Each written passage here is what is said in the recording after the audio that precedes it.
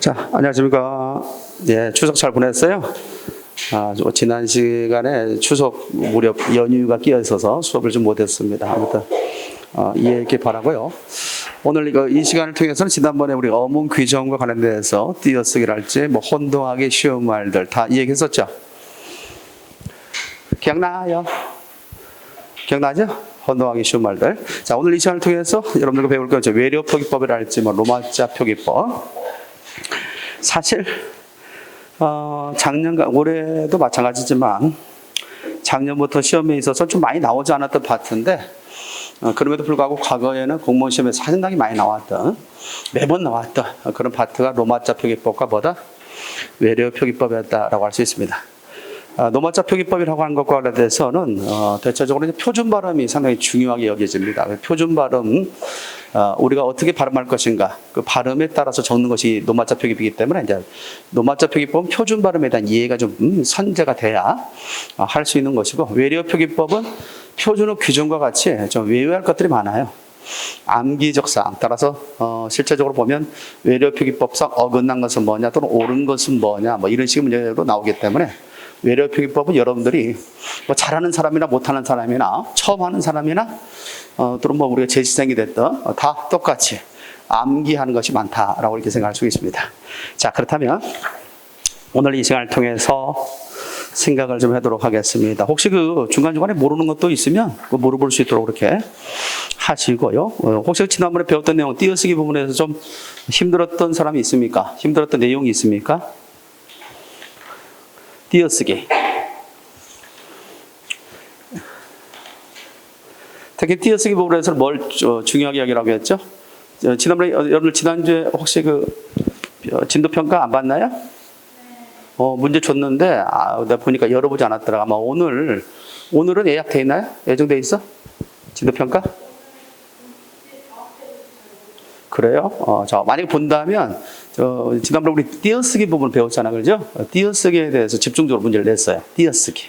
네, 그러니까 띄어쓰기 정도 냈으니까 그렇게 알아보면 될 것 같고 지난번에 얘기했던 것처럼 계속 비문학과 관련된 자료는 여러분들에게 주고 있는데 이번에도 줬는데 아마 오늘 프린트물 여러분들에게 줄 수 있을 거다 이렇게 생각이 됩니다. 대체로 띄어쓰기에서는 뭐가 중요하다고 했지? 띄어쓰기에서 가장 대표적인 것은 네 가지 요소를 잘 생각해야 돼. 조사, 어미, 의존명사, 접사. 알겠죠? 요거 띄어쓰기 잘 나오거든. 조사, 어미, 의존명사, 접사. 이 중에서 붙였어야 할 것이 있고 띄어써야 할 것이 있죠. 그렇다면 조사, 어미, 접사, 의존명사 가운데 띄어쓰는 것은 뭘까요? 그렇지, 의존명사. 대단합니다. 의존명사도 사실 관형어에 결국 의지해서 관형어에 기대서 사용되는 것이 뭐다 같이? 의존명사라고 얘기할 수 있죠. 그렇죠? 의존명사. 그래서 의존명사와 관련돼서 특별히 단어로 취급되기 때문에 그런 의존명사 역시 띄어쓴다, 붙여쓴다? 띄어쓴다. 그래서 의존명사. 그런데 이제 우리가 헷갈릴 수 있는 것 중에 하나가 뭐냐면 조사와 의존명사. 어미와 의존명사가 모양이 같은 것이 있어 없어? 있지. 그러다 보니까 그것이 이제 띄었을 때가 있고 붙였을 때가 있기 때문에 그게 가장 시험에 잘 나왔다라고 얘기할 수 있죠. 대표적인 것 중 하나가 외울 때 어떻게 배웠어요? 피곤할 때는 내 어깨에 안 들어봤어요 이거? 피곤할 때는 내 어깨에 지대봐. 생각나? 니은지, 니은대, 니은바 생각납니까? 그것이 이제 대자로 지대바가 의존명사로 쓰일 때 있고 뭘로 쓰일 때 있다? 어미의 일부로 쓰일 때가 있다고 했지? 그랬을 때 어미의 일부로 쓸 때는 뭐하고? 붙여 쓰고 의존명사 할 때는 뭐한다? 띄어 쓴다. 생각납니까? 그래서 지대바 시작. 다 같이 지대바 시작. 지대바 이렇게 한 번 할 때 한번 따라서 하는 것도 괜찮아. 여러분들이 습관이 안 될지라도 한번 내가 할 때 입으로 뱉을 때마다 청각적인 것도 작용되고요. 알겠죠? 그래서 여러분들이 암기할 때 상당히 오감각기관을 동원하는 것이 상당히 좋잖아요. 우리 가끔 보면 이렇게 필기할 때도 어떤 사람들은 필기할 수도 있어요. 근데 옆에 딱 공부할 때 어떻게 보여요? 옆에 연습장 놓고 이렇게 손을 움직이죠. 그런 거래요. 이게 다 뭐냐면 그만큼 기억력을 더 활성화시키는 데 도움이 된다고 그래요. 그래서 귀로만 듣는 거. 또는 뭐 우리가 대체 말로만 하는 게 아니라 귀로 듣고 말로 듣고 눈으로 보고 손으로 쓰고 이렇게 해서 우리의 몸의 온 감각기관을 동원해서 공부하는 것이 더 효과적이다라는 것이 이미 연구 결과를 통해서 제시했기 때문에 이것도 마찬가지야. 우리 대답을 요구할 때 어떤 질문할 때 내가 입을 벌어서 말하는 것 이건 뭐냐면 집중력이거든. 그래요. 그 수업에 집중하고 있다는 사실을 보여주는 것이 이 말로 하는 거거든. 그런 점에서 자꾸 내 머릿속에는 뭐야? 잠시만 그냥 놓으면 딴 생각이 들어가기 시작합니다. 딴 생각. 그러다 보면 내가 정작 들어갈 내용들이 여러분들의 머릿속에 안착하지 못하거든. 그러니까 자꾸 뭘 통해서 집중을 해서 그렇게 하게 되면 말을 갖다가 할 때 여러분들 피드백이라고 할까? 또는 때에 따라서는 뭐라고 할 수 있습니다. 우리가 그 판소리 같은 데에서는 뭐라고 하지? 판소리 같은 건 추임새 있어 없어요?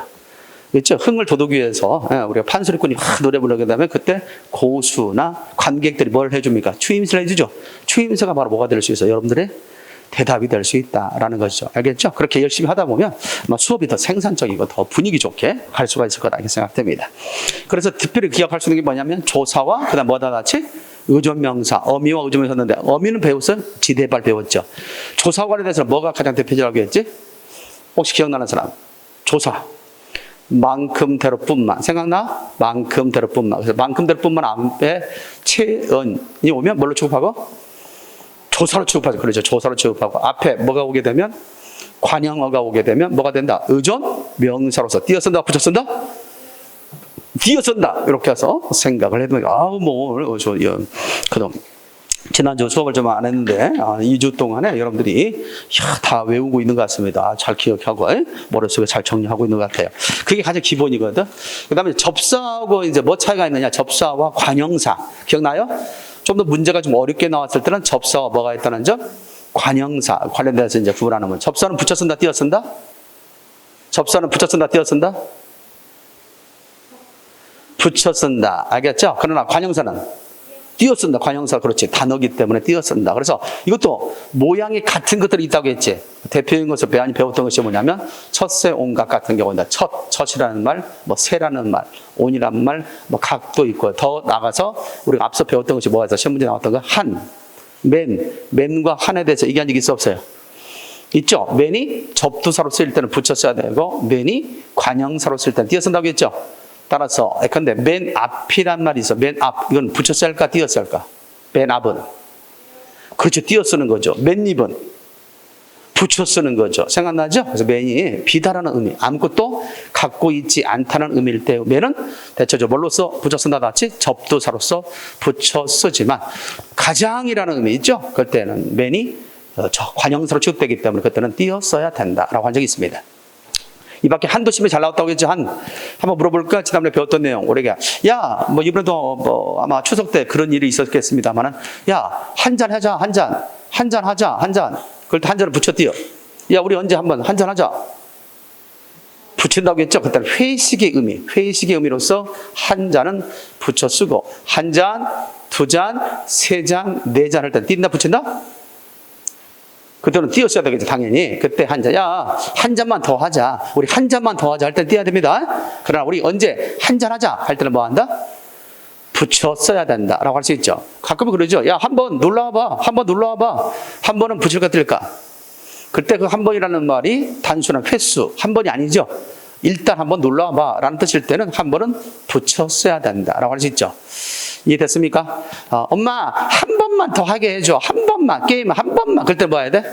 띄어써야 되죠. 그럼 횟수와 관련되어 있으니까 한 번만, 두 번만 이런 식으로 해서 구분을 해줘야 되겠다. 그래서 일단 원리, 띄어쓰기 원리를 통해서 여러분들과 설명했습니다. 그랬을 때 조사와 의존명사, 어미와 의존명사, 그다음에 접사와 관형사, 모양이 같은 꼴에 대해서 그것이 시험 문제 자주 나오는 것들이니까 특별히 그것들은 주의를 좀 해둬야 된다라고 지난번에 설명을 했었습니다. 또 뭐니 해도 또 띄어쓰기 문제랄지 그다음에 지난번에 얘기했던 혼동하기 쉬운 말이 있어 없어? 있죠? 말 그대로 혼동하기 쉬운 거니까 실제 시험 문제 출제될 때 여러분들이 헷갈릴 수 있는 내용들이기 때문에 그런 부분들에서 주의를 좀 해둘 필요가 있지 않느냐라는 생각을 좀 해볼 수가 있겠습니다. 알겠지요? 반드시 숙지할 수 있도록 그렇게 하시면 될 것 같고요. 자, 오늘 이 시간을 통해서 배우게 될 내용이 지난번에 문장보도 다 했죠? 문장부까지 다 했습니다, 오늘. 자, 교재로 보면 272페이지, 교재 272페이지 외래어 표기법. 자, 일단 외래어 표기법은 말 그대로 외국 말이죠. 외국에서 들어온 말을 우리 한글로 적는 것에 대해서 아무래도 이제 한글로 적다 보니까 그것에 대한 어떤 표기법이 필요했다라고 얘기할 수 있죠. 따라서 외래어 표기법을 한글로 적는데 한글 맞춤법에 준하는 규칙이 필요했다. 그걸 적용해 놓은 것이 바로 외래어 표기법이다라고 할 수 있습니다. 자, 그렇다면 여러분들에게 상식적으로 한번 물어볼까? 외래어 표기법은 외국인을 위한 표현일까? 내국인을 표현일까? 외국인을 위한 걸까? 내국인을 위한 걸까? 자, 우리나라 사람을 위한 표기법일까? 외국 사람을 위한 표기법일까? 상가요. 이때 외래어, 외국에서 들어온 말을 한글로 적는 거단 말이에요. 한글로. 자, 그러면 외국 사람들을 위한 표기일까? 우리나라 사람을 위한 표기일까? 그렇게 우리나라 사람을 위한 표기인 거야. 그래서 간단한 문제도 허를 찌르는 문제 나올 수 있는 거죠. 그래서 외래어 표기법. 상당히 우리나라 사람들은 사실 그 외래어가 들어왔을 때 영어 그대로 놓다든가 아니면 일본어 그대로 놓은다면 우리가 잘 읽을 수 없을 거 아니야? 그런 것들을 한글로 옮겨 적는 거죠. 그런 거래요. 우리도 뭐 이선생도 어렸을 때 보면 이렇게 팝송 하는 데서 보면 영어로 돼 있는 거 다 이거 한글로 적어놓고 그것을 통해서 이렇게 불렀던 적이 있는데 바로 그것들이 일종의 외래어 표기법이다라고 생각해 두면 될 것 같습니다. 알겠죠? 자, 그렇다면 첫 번째 외래어 표기법에 있어서의 기본 원칙. 일단 기본 원칙의 별 하나 좀 내놓을까? 기본 원칙이 상당히 중요합니다. 기본 원칙. 외래어 표기법의 기본 원칙.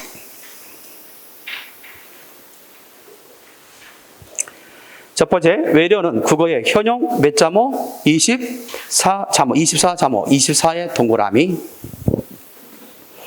24자모를 갖다 활용한다. 24자모를 활용한다. 라고 얘기할 수 있습니다. 24자모는 여기서 우리가 뭐냐면 자음이라는 게 있어요. 자음이라고 하는 거 있고, 그 다음에 뭐가 있다지? 모음이라는 게 있어요. 자음은 대체적으로 몇 자를 활용한다는 게 14자를 활용하고요. 모음은 10자를 활용한다라고 얘기할 수 있겠습니다. 따라서 대체적으로 24자를 활용해서 결국 외래어를 적게 된다라고 할 수 있죠. 이거 가지고 살짝 속일 수가 있어요. 여러분들 봐봐. 옆에 문제 잠깐 볼까? 날개단 문제 봐봐. 날개단 문제 보면 외래어 표기법의 원칙 가운데 옳지 않은 것은 그랬을 때 외래어는 국어의 현용 28자모말로 적는다. 이게 나왔죠. 28자모가 아니라 몇 자모? 24자모로 적어야 된다라고 할 수 있죠. 그래서 살짝 이렇게 바꿔서 시험에 출제될 수 있다라고 하는. 따라서 자음 몇 자를 활용하고요, 같이 14자를 활용하고, 모음 몇 자를 활용한다, 같이 10자를 활용해서 적게 된다라고 할 수 있습니다. 잘 기억을 해두면 되겠죠. 자, 그래서 24자모를 활용한다는 것 두 번째입니다. 외래어는 1음은 원칙적으로 1기호로 적는다. 있지? 자, 1음은 1기호. 보통 외래어 표기법은 뭐 많은 외래어가 있겠습니다만 그 중에 이제 어떤 표기를 중심으로 여러분들에게 시험에 나오냐면 영어 표기. 여기 있죠? 영어를 우리말로 적는 것을 중심으로 여러분들 시험에 나오니까 대체적으로 거기에 맞춰서 그 밑에 272페이지 밑에 보면 표기 세칙 밑에 1절 영어 표기 나오죠? 그래서 뭐 여러 가지 있어요. 뭐 일본어 표기다, 뭐 프랑스어 표기다, 뭐 독일어 표기다 쭉 나와. 여러 표기가 있지만 그 중에 어떤 표기를 중심으로 시험에 나온다? 영어 표기를 중심으로 나온다라고 할 수 있습니다. 그러니까 영어를 우리말로 어떻게 옮겨 적을 것인가? 거기에 대해서 나오는 거예요. 자, 그래서 1음은 1기호가 된다라고 할 수 있습니다. 자, 그러면 이게 무슨 말이냐? 잘 봐봐요. G, A, P가 있어요. 몇 개의 음입니까? 하나, 둘, 세 개죠. 세 개의 음운이니까 이 세 개의 음운을 우리 한글로 옮길 때도 몇 개의 기호를 통해서 적어야 된다? 세 개. 그러니까 이것이 우리 하나의 기호라 볼 수 있는 거죠. 우리 국어의 자음과 모음 24자라는 기호를 활용해서 외래어를 적는 거야. 적는 거다. 그러면 이때 여기 하나, 둘, 세 개죠. 세 개니까 이렇게 기역, 예, 그 다음에 비역 해서 하나, 둘, 셋 해서 갭 이렇게 적는 거야. 정리됐죠? 자, 1음은 뭐가 원칙이다? 1기호가 원칙이다 라고 얘기할 수 있습니다. 그 밑에 여러분들 그 세칙 못해 보면 제1항 무성파일은 밑에 보면 짧은 모음 다음에 어말 무성파일은 PTK 받침으로 적는다. 그때 밑에 갭 나와 안 나와? 나오죠? 갭 나왔죠? 그래서 몇 개로 적는다 했지? 3개로 적는다. 그래서 이건 소리를 갖다 바탕으로 한 거예요. 소리를 갖다 바탕으로 해서 적는 거죠. 소리를 갖다 받아. 그래서 갭 이렇게 했을 때 하나, 둘, 세 개니까 세 개로 적었다라는 사실을 볼 수 있죠. 그래서 1음은 1기호가 뭔 줄 알겠습니까? 하나의 음은 하나의 기호로 적는다. 이게 원칙이야. 원칙이야. 그럼 원칙이 있으면 항상 뭐는 있다? 예외는 있다. 예외는 있어. 그러니까 보면 하나 예를 들면 CUT 있어 없어요? 있죠. CUT면 몇 개의 음입니까? 하나, 둘, 세 개죠. 세 개인데 이거 세 개로니까 그러면 하나, 둘, 셋. 하나, 둘, 셋. 이렇게 적을 수 있죠. 1음은 1기호인데 그런데 예외적으로 이렇게 적기도 합니다. 커트 이렇게 적기도 해. 알겠어요? 몇 개의 개입니까? 하나, 둘, 셋, 네 개 되죠? 그러니까 1음은 1기호라는 원칙에서 벗어났죠? 반드시 그래서 뭐는 있다? 예외는 있다. 그러나 원칙은 1음은 1기호로 적는다. 이것을 머릿속에 좀 넣어둘 필요가 있지 않느냐 생각됩니다. 자, 다음에 세 번째, 사망. 세 방에 별 3개. 별 3개나. 받침에는 기역, 니은, 리을, 미음, 비읍, 시옷, 이응만을 쓴다. 밑줄 자. 기역, 니은, 리을, 미음, 비읍, 시옷 뭘 쓴다 같이? 이응을 쓴다. 여러분들 혹시 생각나? 음절의 끝으로 규칙 생각나? 음절의 끝으로 규칙상 소리상 받침에 쓰일 수 있는 자 몇 개라고 했죠? 7개였지. 그 7개는 뭐였습니까?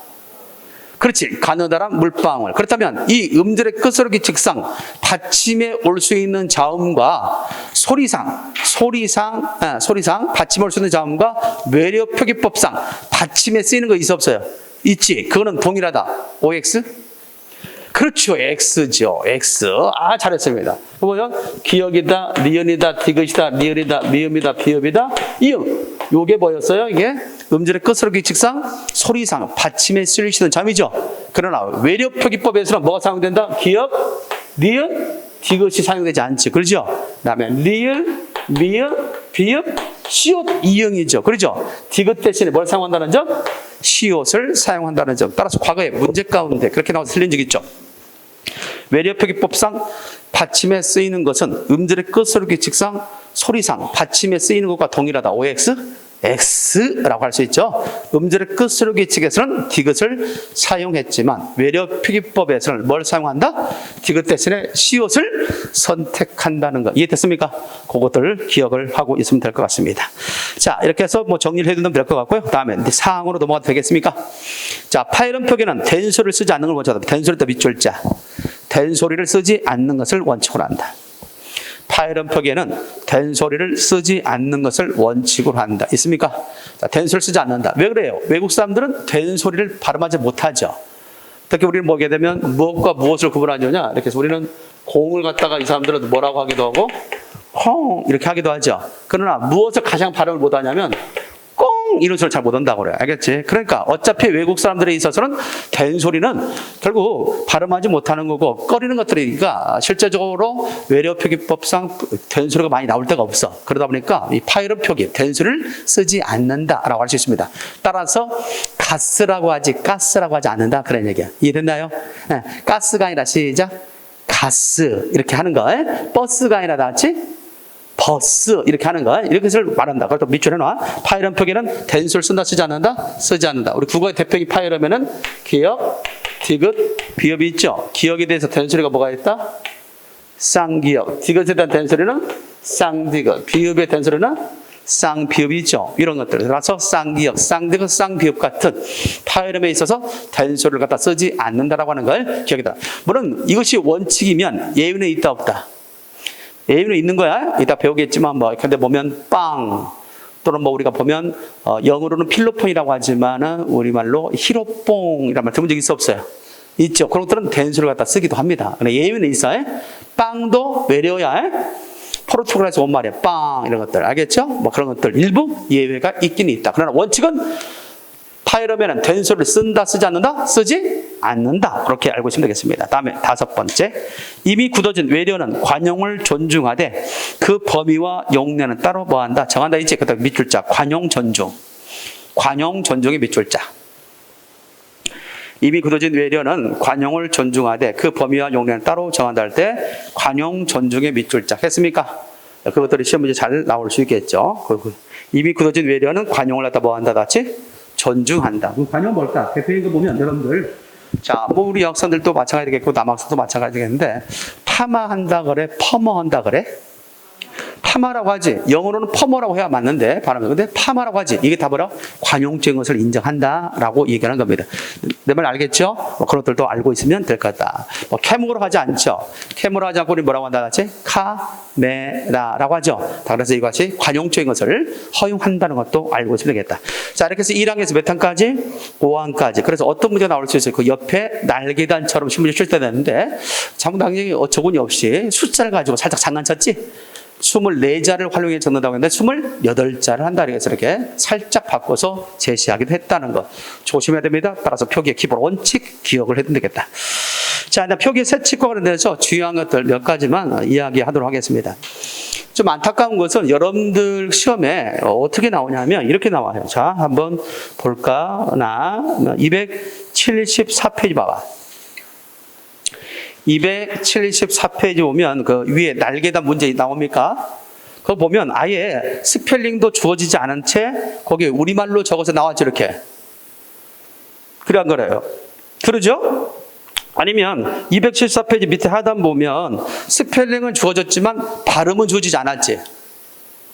이러다 보니까 실제 우리가 발음을 갖다 국제 음성 기호를 갖다 통해서 발음을 국제 음성 기호를 통해서 전환시켜야 되는데 실제 스펠링도 주어지지 않을 때가 많고 발음도 주어지지 않을 때가 많기 때문에 우리가 국제 음성 기호를 갖다 외울 그런 어떤 뭡니까? 어떤 그 필요성이 좀 느껴지지 않는 그런 형태가 돼버렸어요.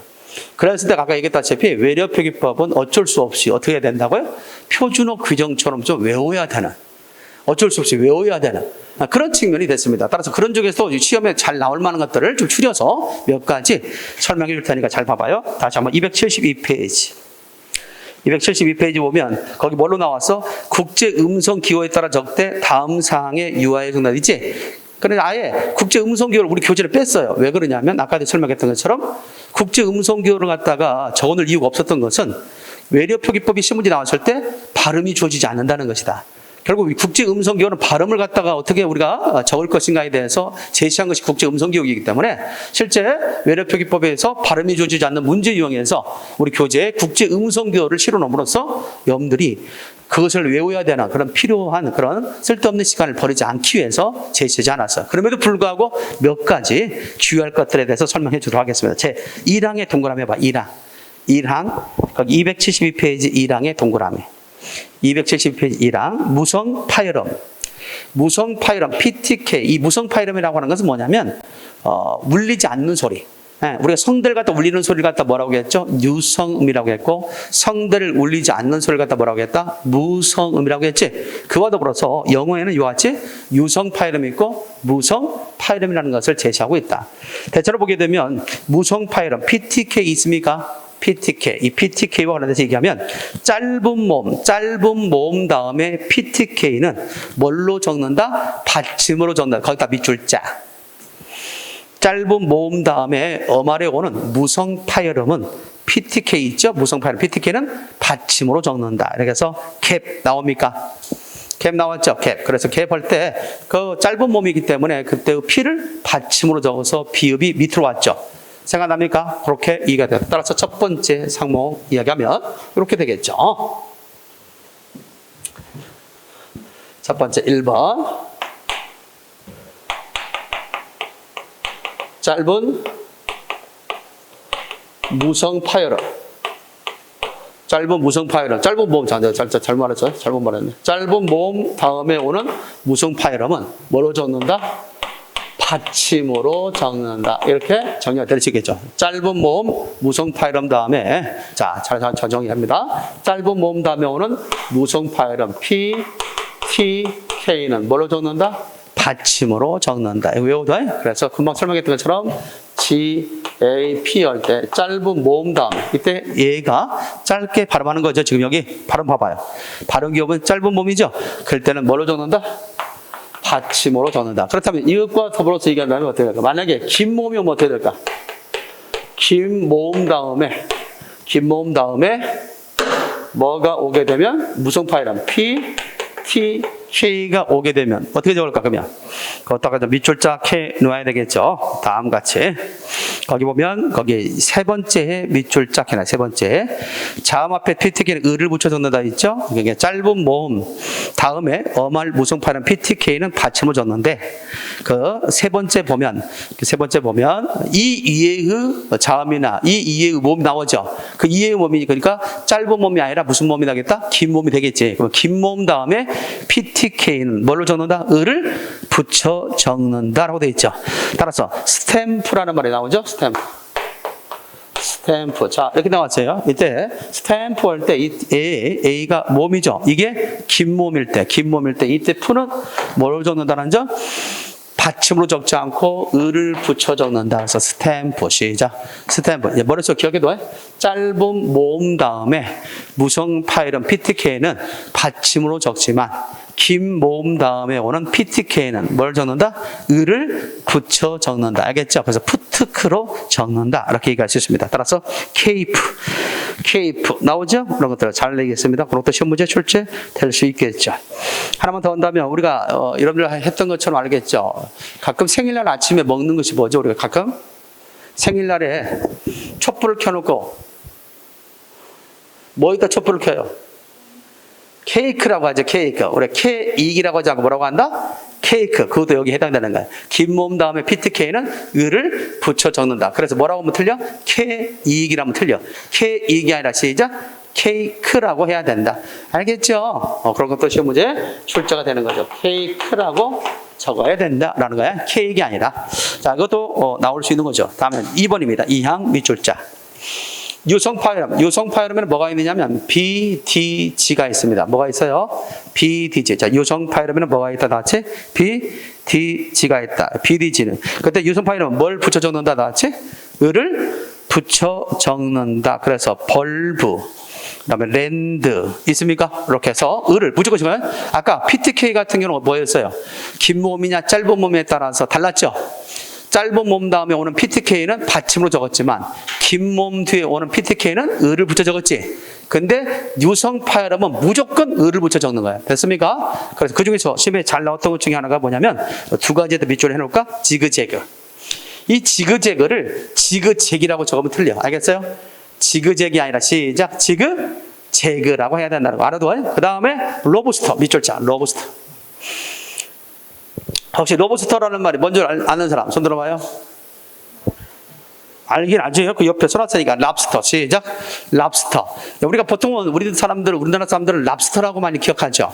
근데 원칙으로 한다면 로브스터가 맞는 말이야. 로브스터가 맞는 말인데 이렇게 적다 보니까 외려 표기법은 누구를 위한 표기라고 했지? 우리나라 사람을 위한 표기라고 했지. 그러면 우리나라 사람들의 익숙한 것을 해야 할 거 아니냐 해서 이 경우는 랍스터도 인정해 준 거야. 알겠죠? 그래서 원칙은 로브스터가 맞았지만 랍스터도 인정해 줬다. 그런데 여러분 헷갈리면 안 돼요. 랍스터는 인정했지만 랍스타라고 하면 틀려. 알겠지? 지난번에 시험 문제 나왔을 때 랍스타라고 해서 틀린 적이 있었어요. 아주 문제가 비열하죠? 터는 맞지만 랍스타는 틀리다라고 하는 거 이해되나요? 그 부분에 대해서 주의를 좀 해둘 수 있어야 되겠다라는 걸 생각해 두면 될 것 같습니다. 자, 그 다음에 273페이지 2번의 동그라미 273페이지 2번의 동그라미 SH에 대한 이야기. 뭐에 대한 이야기? SH. 그거 좀 잘 알아. 이 SH가 이제 이렇게 발음 날 때. 두 번째죠. 두 번째 SH. 이것이 이제 이런 식으로 발음 날 때 있거든. 이제 환경에 따라 좀 다른데 이 SH가 끝에 올 때가 있어. 끝에. SH 이 발음이 끝에 올 때가 있고요. 그 다음에 뒤에 자음이 시작되는 말이 올 때 있고요. 그 다음 뒤에 모음이 시작되는 말 올 때가 있어요. 끝에 올 때는 뭘로 읽느냐? C로 읽는다. 이렇게 생각하면 돼. 자, 끝에 올 때는 뭘로 읽는다? C로 읽는다. 그 다음에 자음이 올 때는, 자음이 있죠. 자음 올 때는 X로 읽는다. 자음이 올 때는 X로 읽는다. 됐습니까? 그 다음에 모음이 왔을 때는 모음에 따라 적으면 돼. 모음에 따라서. 만약에 이렇게 돼, 이렇게 있다. 그러면 이것은 샤. 이렇게 되는 거죠. 발음이. 이것이 왔다. 그러면 쇼 이런 식으로 이해됐죠? 자, 이렇게 해서 자, SH가 이 발음으로서 끝에 오면 뭐로 읽는다 같이? 시로 적게 된다. 그 다음에 자음이 오면 뭐로 적는다? 시로 적는다. 이해됐죠? 그 다음에 모음이 오면 모음에 따라 적으면 돼. 모음에 따라서 샤, 쇼, 슈 뭐 이렇게 적으면 된다. 근데 보면 생각해 볼까? 하나 예를 들어봅시다. 쉽게 여러분 교재도 있겠습니다만. 자, B, U, S, H가 있어. 알겠죠? 그러면 이것은 SH가 끝에 왔죠? 이것이 쉬로 하는다. 그렇다면 뭘로 적어야 되겠어? 부시, 시작. 부시. 시로 적어야 된다. 그런 얘기야. 이해됐나요? 자, 그렇다면 SH 다음에 RUP가 있어. 자, 그러면 SH 이것이 이렇게 소리 날 때 그 뒤에 뭐가 왔어? 이렇게. R이라고 하는 자음이 왔죠? 자음이 왔을 때는 뭘로 적는다? 슈. 그래서 슈러브 이렇게 적는다라고 할 수 있습니다. 됐습니까? 이런 식으로. 따라서 여러분 교재 확인해 볼까? 273페이지. 273페이지 보니까 플랫이 나와요. 플랫이 나오죠? SH 끝에 왔죠? 그럴 때 C로 적었다는 사실. 그 다음에 SHRUB 할 때, 자, 그 다음에 어떻게 해요? 뒤에 자음이 왔죠? R이 왔을 때, 그래서 슈로 적었다. 그래서 슈러브. 보여요? 어떻게 됐죠? 그 다음에 샤크. 있죠? 샤크. SH 다음에 A 왔죠? A. 모음이 왔지? 그 모음에 따라서 이중 모음을 들어서 샤크. 이렇게 적는다는 거. 따라서 그 경우를 기억하면 되겠고, 최근에 와서 시험 문제 출제했던 중에 하나가 슈러브가 나왔어요. 뭐가 나왔어요? 슈러브. 잘하도 슈러브. 기억해 갑니다. 자음이 오면 뭘로 적는다는 거? 슈로 적는다는 거 잊으면 안 됩니다. 반드시 숙지할 수 있도록 그렇게 하기 바랍니다. 여기까지 이해됐습니까? 아, 좋아요. 자, 그 다음에 이제 기억 해설이죠. 넘겨서 시험이 잘 나오는 거. 자, 6항의 밑줄자, 6항. 자, 6항의 2번이 중요합니다. 어중에 L이 모음 앞에 오거나 모음이 따르지 않는 비음 앞에 올 때는 리을로 적는다. 밑줄자. 어중에 L이 모음 앞에 오거나 모음이 따르지 않는 비음 앞에 올 때는 뭘로 적는다? 다 같이 리을로 적는다. 됐습니까? 자, 이게 무슨 말이냐면 잘 봐봐. 자, 요것이 나왔죠? 좀 지워볼까요?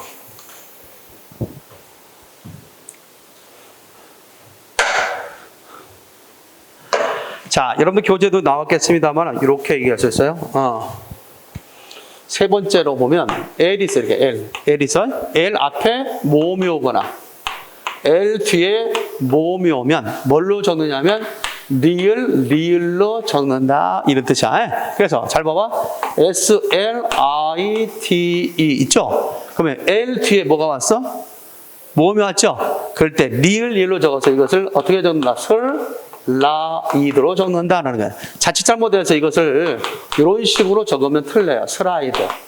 슬라이드면 안 된다는 거야. 리을을 연속적으로 적어준다. 이해됐습니까?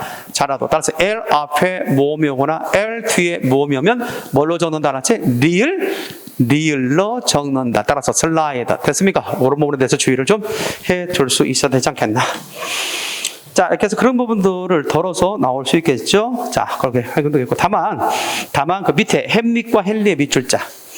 많이 나오진 않았지만 그래도 알아도 햄릿과 헨리 나옵니까? 그 부분에 대해서 보면 자, 분명히 자, 칠판 주목해 볼까? 이거는 L 앞에 M이 오거나 L 앞에 N이 왔죠? 그렇죠? 그리고 뒤에 뭐가 왔어? 모음이 왔잖아. 그러면 L 뒤에 모음이 오면 리을로 적어야 되는데 앞에 뭐가 왔을 때 비음 M과 N이 올 때는 M과 N을 살려서 미음 리을로 적고 니은 리을로 적는다. 그런 얘기야. 알겠습니까? 그러니까 비음은 그대로 살려 적는다. 따라서 헬리 나와 안 나와? 나오죠? 그렇게 다시 한번 정리한다. L 앞에 모음이 오거나 L 뒤에 모음이 오면 뭘로 적는다 같이? 리을로 적어야 된다. 알겠죠? 리을로 적어야 되는데 L 앞에 M이 오거나 L 앞에 N이 오면 알겠지? M과 N을 비음을 살려 적는다. 됐습니까? 그래서 헨리가 됐다라고 하는 거예요. 그것만 좀 기억해. 일단 중요한 것은 이 포인트야. L 앞에 모음이 오거나 L 뒤에 모음이 오면 뭘로 적는다는 점? 리을로 적는다는 이것 반드시 알아둬야 돼. 이게 중요한 포인트입니다. 자, 뒤로 넘겨봐요. 자, 274페이지. 274페이지에 있어서 거기 7항, 밑줄자 7항. 자, 장모음의 장음은 따로 뭐 하지 않는다? 표기하지 않는다라는 말 있어 없어요? 있죠? 자, 이게 무슨 말이냐? 우리가 외래표기법은 누굴 위한 표기라고 했죠? 외래표기법 누굴 위한 표현? 우리나라 사람의 표기죠. 우리나라 사람의 표기. 그럴 때 잘 볼까? 아마 기억나는 건데, 눈이 들어갔다. 자, 눈에 뭐가 들어갔다? 눈이 들어갔다. 될 수 있죠? 그럼 어떻게 될까? 이때 눈은 무슨 눈? 사람 눈. 이때 눈은? 내리는 눈. 뭐가 길어요? 내리는 눈이 길죠. 아, 대단하죠. 하늘에서 내리는 눈. 이렇게 표기하죠? 눈 있죠? 눈. 그럽니다. 눈. 잘하더라. 원래 이름 말에 이게 들어가면 기후와 관련돼서 원래 비후자잖아. 기후인데 이게 이제 뭐냐면 여기다가 이게 붙었죠? 이거는 손을 가리켜. 손. 그러니까 손에 잡을 수 있는 비는 뭐겠어? 손에 딱 할 때 순간, 물론 순간 좀 떨어졌다면 녹지만은, 그러나 내가 손으로 잡을 수 있는 비잖아. 아, 눈 잡는다. 할 수 있죠? 그러니까 그것이 바로 눈설자가 된 거야. 손에 잡을 수 있는 비가 바로 뭐다? 눈이다. 눈설. 이때 눈은 뭐라고?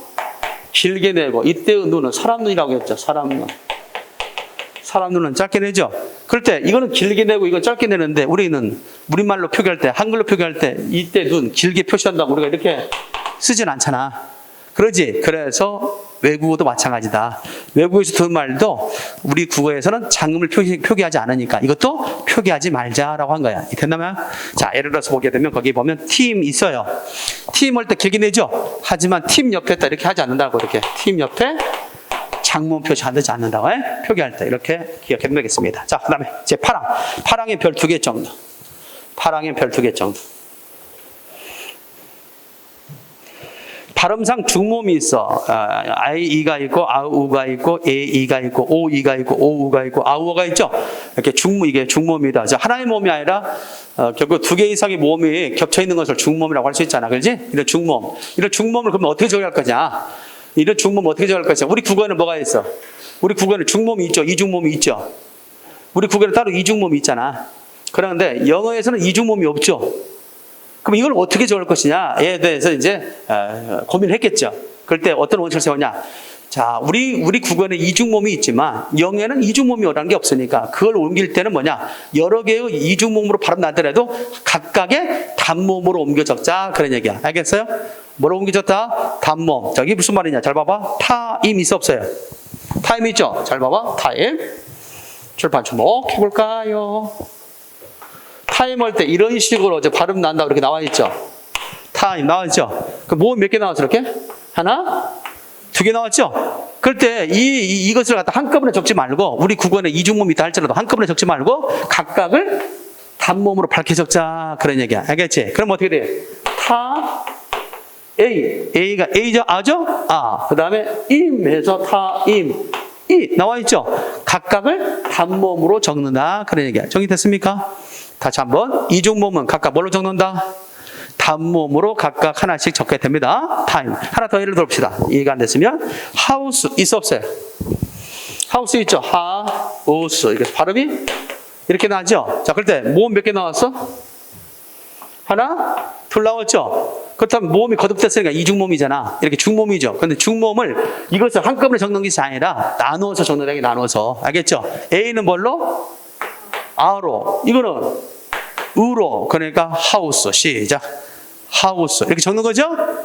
됐나요? 그걸 말하는 거야. 이거 상당히 중요한 포인트니까 반드시 머릿속에 넣어둬야 됩니다. 알겠습니까? 따라서 영어에 있어서의 중모음 있죠? 그 발음상 중모음은 우리 한글로 옮길 때는 뭘로 적는다? 단모음으로 밝혀 적는다. 알겠죠? 각각을 단모음으로 밝혀 적는다. 요것만 잊지 말기 바랍니다. 다만 항상 이렇게 원칙이 세워졌으면 뭐가 있어? 또 예외가 있어. 예외 2가지 밑줄 자. 오는 오로 적고 아우어는 아우로 적는다. 있지? 밑줄 자.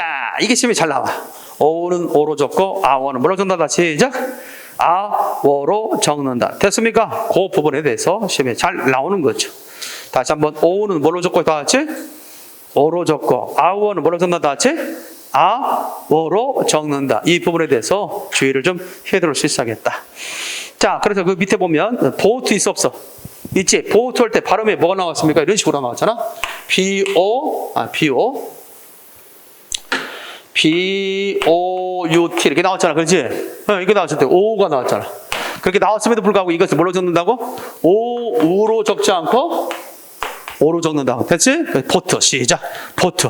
원칙 있으면 얘는 있는 거야. 따라서 결국 O는 O로 적고 아워는 뭐로 적는다? 아워로 적는다. 그래서 더 이상 뭐가 적는다? 타, 우, 워가 아니라 시작. 타워라고 적어야 맞다는 걸 기억해 두겠습니다. 자, 이것만 알고 있으면 될 것 같아. 자, 넘어갑시다. 자, 구항입니다. 구항. 구항도 역시 동그라미. 구항.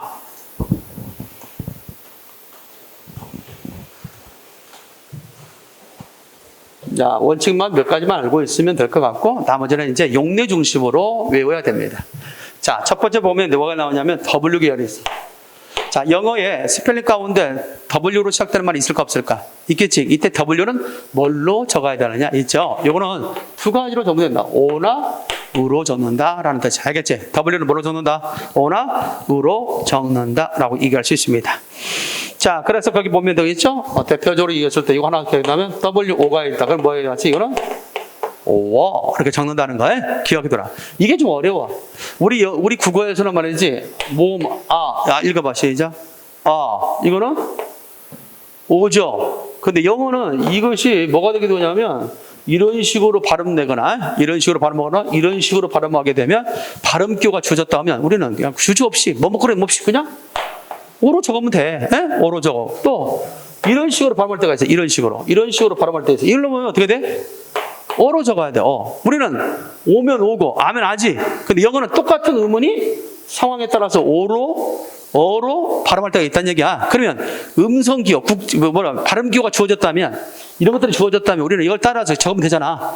국제 음성기호를 외웠다가 이렇게 적으면 되지. 근데 내가 아까도 설명했지만 발음기호 준다 안 준다? 안 준다 이거야. 그러니까 어쩔 수 없이 좀 외워야 할 것을 외울 수밖에 없는 그런 처지입니다. 자, 이렇게 해서 W 같은 경우는 오나 뭐로 적는다 그렇지? 우로 적는다. 그 사실만 좀 기억하고 있으면 되겠고, 이 중에서 시험 문제 한번 출제될 수 있다면 거기 워드에다 밑줄짝 해놓고 워드. 자, 두 번째 넘어가고요. 그 다음에 세 번째 동그라미, 세 번째 Y계열이 있습니다. Y계열 또는 이렇게 소문자 J라고 이렇게 적기도 합니다. 저 Y계열 있죠? 이 Y계열은 대체로 보면 뭘로 적는다는 거? 이것이 반몸 이값을 갖는다. 반몸 이값을 갖는다. 그래서 만약에 이 Y 다음에 A가 오면 뭐 해야 되지? 반몸 이에다가 뭐가 온다? 아가 오는 거죠. 그래서 발음할 때 시작. 야 이렇게 되나? 그래서 이렇게 해서 Y계열은 반몸 이값을 갖는다. 이렇게 생각하면 되겠습니다. 그렇다면 이걸 한번 적어볼까?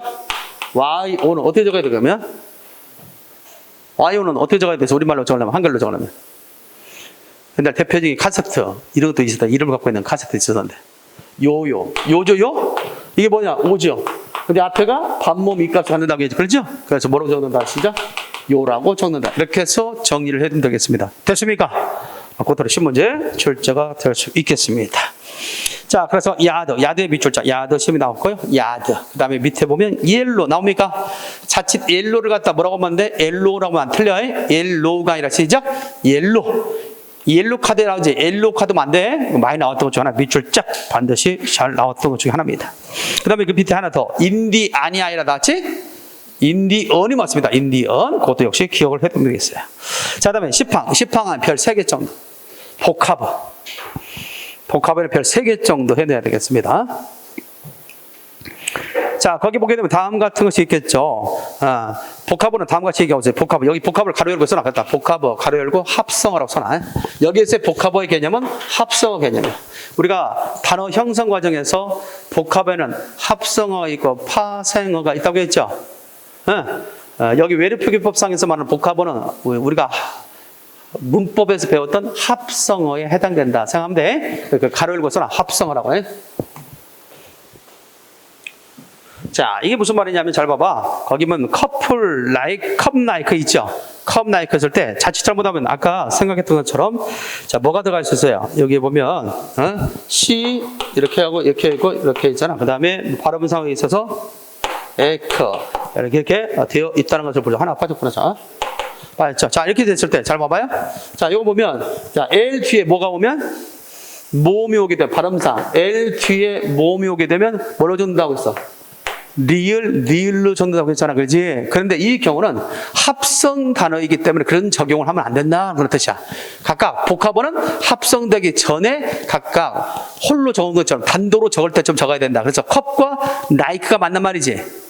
컵과 라이크가 만나 버렸기 때문에 그와 같이 커플 라이크 적지 않고 컵 라이크라고 적어야 된다. 그런 얘기야. 됐나요? 요거 외워둬. 그 다음에 하나 더 할까? 그 밑에 보면 헤드라이트 있죠? 헤드라이트 역시 마찬가지로 L 뒤에 몸이 있어 없어? 있지. 그럼에도 불구하고 이것을 헤드라이트라고 적지 않고 뭐라고 적는다? 헤드라이트라고 적는다. 다시 한번 얘기합니다. 복합어는 여기서 말하는 복합어는 합성어야.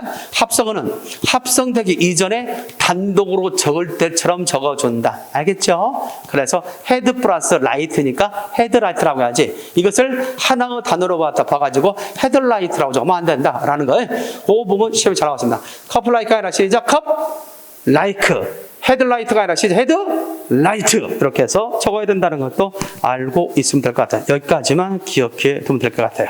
자, 뒤로 넘겨봐요. 276페이지. 제 3절. 바다, 섬, 강산 있죠? 거기다 써놔. 뭐라고 써놨냐면 띄어쓰기라고 써. 외래어의 띄어쓰기. 외래어 띄어쓰기. 옛날에는 말이지 무조건 외래어와 우리말을 만나면 띄어서 외래어와 우리말이 만나면 반드시 띄어썼는데 현대에 와서 띄어쓰기 최근에 와서 바뀌었습니다. 띄어쓰지 않고 한 단어처럼 붙여 쓴다라는 거야. 다시 한번 얘기합니다. 이제는 외래어와 우리말을 구별하지 않고 한 단어로 붙여 쓴다. 예를 들어서 무슨 말이냐면 카리브 있어 없어? 카리브 있죠? 카리브는 외래어고 해가 우리말이잖아. 그렇지? 그럴 때 카리브 띄고 해 했단 말이에요. 과거에는. 근데 지금은 그렇지 않고 다 붙여 쓴다라고 하는 걸 기억해 두면 될 것 같습니다. 또 있습니다. 거기에 이제 사항과 오항의 동그라미. 사항, 오항 동그라미. 자, 상황을 보면 뭐가 나와? 한자 사용 지역에 있어서 지명이 하나의 한자로 되어 있을 경우는 각각 강과 산과 호와 섬 등을 겹쳐 적는다. 있지? 이 말이 무슨 말이냐면 거기 온타케 있어 없어요? 그 일본에 온타케 있죠? 이 온타케 자체가 산 이름이야. 온타케 자체가 산의 이름이야. 거기 산이라는 의미가 갖고 있어요. 그런데 우리는 이 온타케라고 써놓으면 이게 산인지 강인지 호수인지 잘 모르잖아. 그 옆에 그래서 우리말로 경기하는 거야. 산, 온타케 산. 이런 식으로 해서 쓴다라는 것을 보여주고 있는 겁니다. 자, 마찬가지야. 주장강이야. 중국의 주장강이 있어. 주장 그 자체가 강이야. 그런데 이렇게 주장이라고 써놓으면 그 주장이 무슨 주장인지 모르잖아. 그 옆에 딱 강을 병기해 주는 거지. 그 주장강. 됐나요? 이걸 볼 수 있습니다. 자, 마찬가지입니다. 섬도 마찬가지. 도시마 섬. 도시마 자체가 섬이라는 의미를 갖고 있는 그 말이야. 근데 거기다 뭘 썼다? 섬을 다시 우리말로 써주는 거죠. 도시마 섬. 이런 식으로 볼 수 있다는 것. 정리됐죠? 따라서 외국 섬은 다 섬을 붙여. 도를 붙이지 않고. 우리나라 섬은 도를 붙이지. 그래서 뭐라고 그래요? 백령, 도, 대청, 도, 제주, 도, 울릉, 도 하죠? 자, 일본의 섬, 쓰시마 하면 뭐 해야 되지? 쓰시마 도가 아니라 쓰시마 섬. 외국 섬은 섬을 붙이고 우리나라는 도를 붙인다. 이렇게만 알고 있으면 되겠습니다. 제 우왕도 마찬가지입니다. 우왕도 지명이 산맥, 산, 강 등의 뜻이 들어있는 것은 산맥, 산, 강 등을 겹쳐 적는다. 있죠? 리오 그라덴 강 있어 없어요? 있죠? 이게 무슨 말이야? 리오 자체가 강이야, 강. 리오가 강이라는 뜻이야? 그렇다면 리오 그라데만 한번 쓰면 되잖아. 근데 이것이 우리나라 사람들은 외래표기법 누굴 위한 표현이라고 했어? 우리나라 사람 위한 표현이라고 했지? 그러니까 리오 그라데만 써놓으면 이것이 강인지 산인지 우리 모르잖아. 그 옆에 강을 병기해 주는 거야. 리오 그라덴 강. 마찬가지겠죠? 몽블랑 자체가 몽이 상이야? 프랑스의 산, 몽, 여기 나오잖아. 앞에가 몽. MONT 있죠? 이게 산이라는 뜻이야. 그런데 그렇게만 써놓으면 또 우리가 모르잖아. 몽블랑 하면. 그래서 몽블랑 산이라는 말 붙여줬다. 자, 여기서 하나 기억해야 할 것은 뭐가 있어? 반드시 기억해야 될 것은 과거에는 외래어와 우리말을 갖다 쓸 때는 띄었었지만 지금은 다 뭐한다? 붙여 쓴다라고 하는 사실과 그 다음에 네 번째 항과 다섯 번째 항을 통해서 볼 때 각각 산, 강, 호수, 산맥들이 있죠. 이런 경우는 그 자체가 그런 뜻을 갖고 있다 할지라도 그 옆에 우리가 산이나 강이나 호수나 산맥이나 말을 병기해 준다는 거 알겠죠? 그것만 알고 있다면 쉽게 되겠습니다. 자, 그러면서 277페이지 주의할 외래어 표기 용례 있어 없어? 있지? 자, 이것은 어쩔 수 없이 외워야 될 사항들이 많이 있습니다. 그래서 시험 문제 많이 있지만 그 중에서 잘 나올 것들을 추려서 내가 여기다 정리해 놓은 거야. 자, 그렇다면 몇 가지 체크해 줄 테니까 한번 보도록 할까요? 첫 번째, 원지음을 고려해서 적는다 있지. 이 원지음이라는 것은 이 말이 생산된 지역, 알겠죠? 이 말이 나온 지역이 있죠? 이 말이 나온 지역을 원지음이라고 그래. 그 현지 사람들이 발음하는 것을 고려해서 그렇게 읽어주자. 그러니까 이 원지음을 갖다 고려해서 적는 경우는 사실 우리나라 사람들이 읽는 것과는 좀 다르겠죠. 그러다 보니까 헷갈릴 수 있는 거죠. 대표적인 경우 우리는 바베큐라고 많이 해, 바비큐라고 많이 해. 바베큐라고 합니까? 바비큐라고 합니까? 바베큐라고 많이 하지. 근데 그 현지 사람들은 바비큐라는 거야. 바비큐가 맞다. 바비큐 동그라미 바비큐. 그 다음에 액센트가 아니라 시작. 악센트. 그 다음에 불독이 아니라 불도그. 자, 이번에 이 남편이 왕이 됐죠? 엘리자베스 여왕이 서거 뒤에 대표적인 다이애나 있어 없어요? 있죠? 다이애나. 본처가 죽었잖아. 왕비가 죽고 지금은 그런 영광은 다이애나비가 원래 여왕이었거든. 여왕 될 사람이지 원래는. 찰스 황태자의 비였으니까. 근데 이제 죽었어요. 죽어서 이제 새로운 어떤 여자를 얻게 되고 그 사람이 오늘날 영광을 차지했죠. 챔피언이야? 챔피언 밑줄자 챔피언. 그다음에 2번입니다. 자, 이 자저저초초차 있죠? 자, 외국 사람들은 이런 발음을 잘해요. 자저추 뭐 이런 발음 잘해. 근데 외래표기 누굴 표현하고? 우리나라 사람의 표기라고 있지. 그래서 우리나라 사람들은 이와 같은 대체적으로 자저주초 지읒결에 있어서 이런 발음을 잘 못합니다. 그래서 우리나라 사람들을 위해서 이걸 단순화시켜서 주스가 아니라 시작 주스. 텔레비전이 아니라 다르지? 텔레비전. 그 다음에 차트가 아니라 시작 차트. 이런 식으로 적는다. 잘 기억해둬.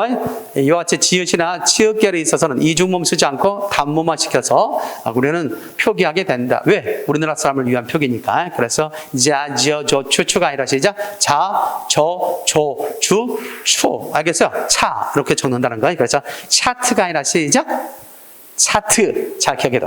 다음에 세 번째입니다. 요거입니다. F나 P 있죠?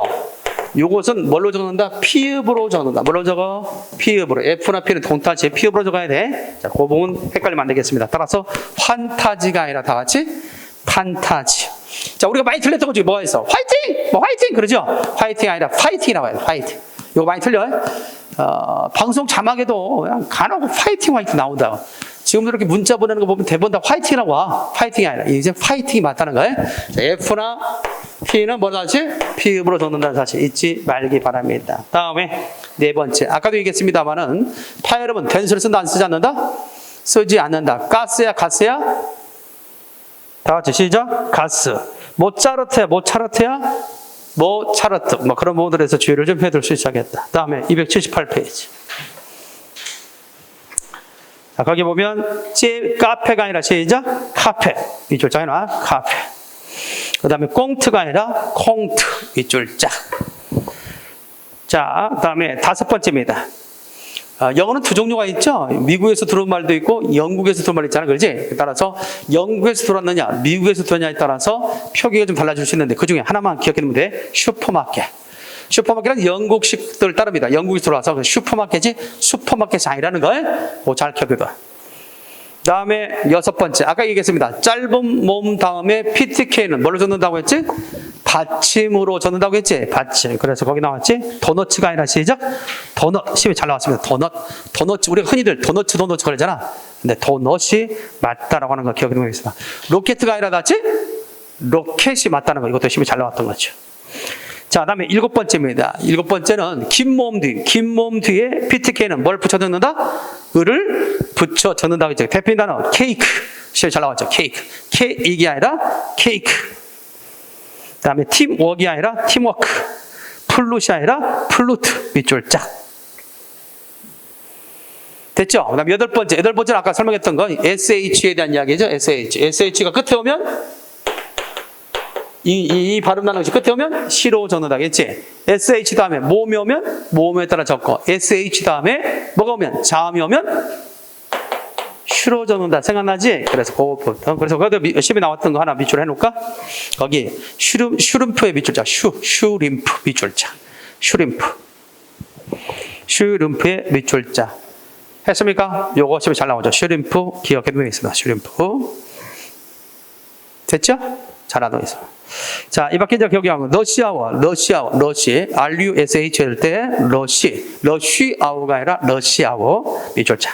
그다음 아홉 번째, 이 아홉 번째는 별 5개. 외래표기법에서 여러분들을 헷갈리게 해야 되겠다. 시험에 있어서 자주 틀리게 해야 되겠다. 출제자가 작심해서 낼 수 있는 부분이 이 아홉 번째입니다. 왜냐하면 내가 아까 얘기했죠. 똑같은 오라도 이것이 아까 내가 뭐라고 했지? 이걸로 발음하느냐, 이걸로 발음하느냐, 이걸로 발음되느냐, 이걸로 발음된다. 달리 표기한다고 했지? 이렇게 하면 오로 적고 이걸로 뭐 어로 적는다고 했잖아. 그런데 뭐가 주어지지 않는다고 했지?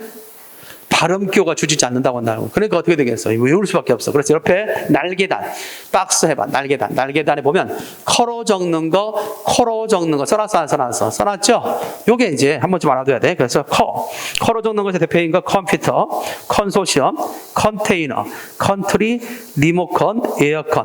자, 코로 적는 거 시작. 콤팩트, 콘센트, 콘덴서, 콘도미니엄, 콘크리트 쭉 나와 안 나와? 콤플렉스, 콤비네이션 쭉 나옵니까? 그 부분에 대해서 밑줄 쫙 해놓게 알아둬라. 자, 그러면 선생님 헷갈려요. 어떻게 다 외워요? 근데 나는 딱 이렇게 두 가지 헷갈리는 것만 딱 암기해놓으니까 쉽더라고. 뭐냐면 거기에 컨테이너 있어 없어요? 컨테이너 있어 없어요? 컨소시엄 있죠? 이 두 가지만 알아두면 나머지는 다 코로 적는다. 시험에 나올 수 있는 단어들은 대부분 코야. 근데 커로 적는 거 두 가지가 있어. 컨소시엄, 컨테이너. 이것만 헷갈리지 않으면 나머지는 코로 적는다 생각하면 쉬워져. 컴퓨터를 누가 컴퓨터라고 하지 컴퓨터는 잘 못잖아 요즘. 그 정도는 상식으로 알고 있어. 근데 뭐가 헷갈려? 컨테이너와 컨소시엄이 헷갈리는 거야. 그렇죠? 나머지는 코로 적는다. 그래서 더 이상 콘서트가 아니라 시작? 콘서트가 되는 거지. 됐습니까? 컴플렉스야.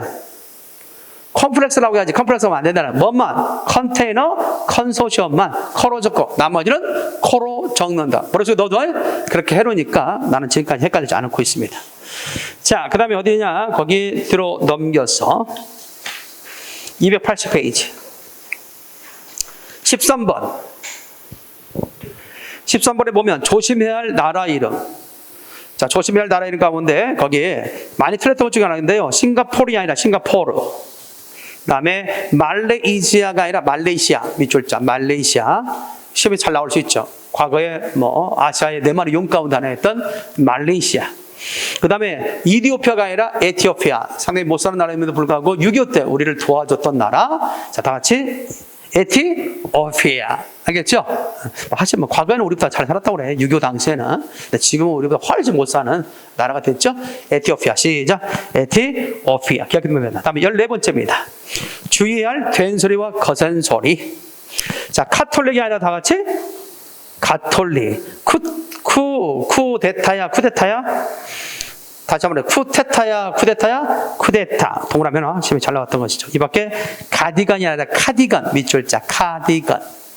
많이 헷갈릴 수 있죠? 야, 날씨가 좀 쌀쌀하지 않니? 카디건 좀 입어라. 많이 쓰잖아 우리가 카디건. 근데 카디건이 맞다는 것도 알고 있으면 되겠습니다. 다음에 15번째. 15번째도 역시 별 2개 해놔. 15번째 별 2개.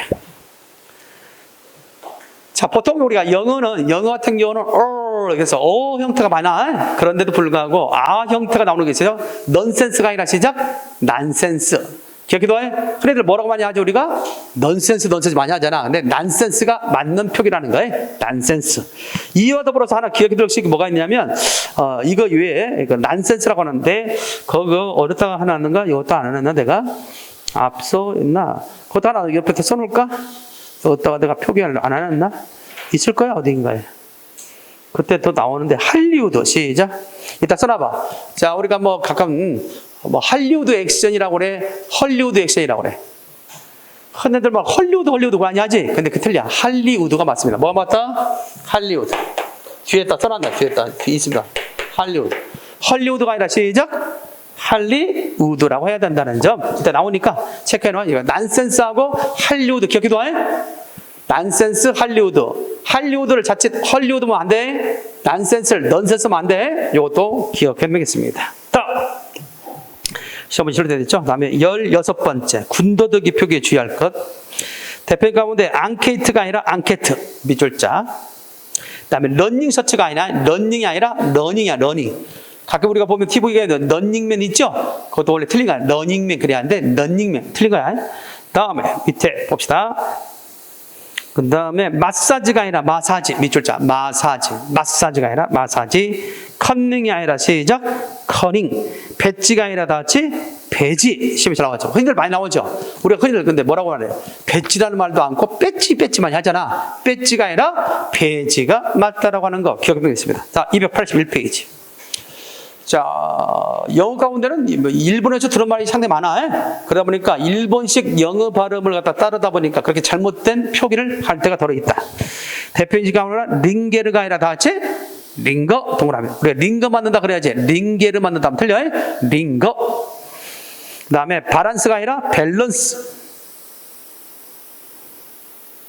됐죠? 뭐 데이터가 아니라 데이터. 저 하나 그 틀린 거 있어서 고쳐줍니다. 레이더와 레이더 있어 없어? 있지? 거기다 밑줄 쫙 해놓고 레이더와 레이더. 요게 좀 수정이 좀 안 됐습니다. 자, 그 레이더와 레이더 있죠? 자, 일단은 그 옆에다 날개단에다 써놔. 레이더 최근에 바뀌었어요. 레이더가 원칙이고 레이더를 허용했어. 자, 우리나라 사람들은 레이더라고 그래, 레이더라고 그래. 레이더라고 많이 하죠. 그래서 레이더를 원칙으로 삼고 레이더를 허용했어. 과거에는 레이더는 틀리고 레이더를 맞다고 하였는데 최근에 바뀌었습니다. 바뀐 내용이 좀 적용이 안 됐어. 그것도 옆에다 써놔. 레이더를 원칙으로 하고 기존에 사용됐던 레이더를 허용했다. 내 말 좀 이해됐죠? 하나 수정해 놓기 바랍니다. 자, 이거 외에도 지금 잘 나왔던 것 중 하나죠. 레파토리가 아니라 레퍼토리 밑줄자.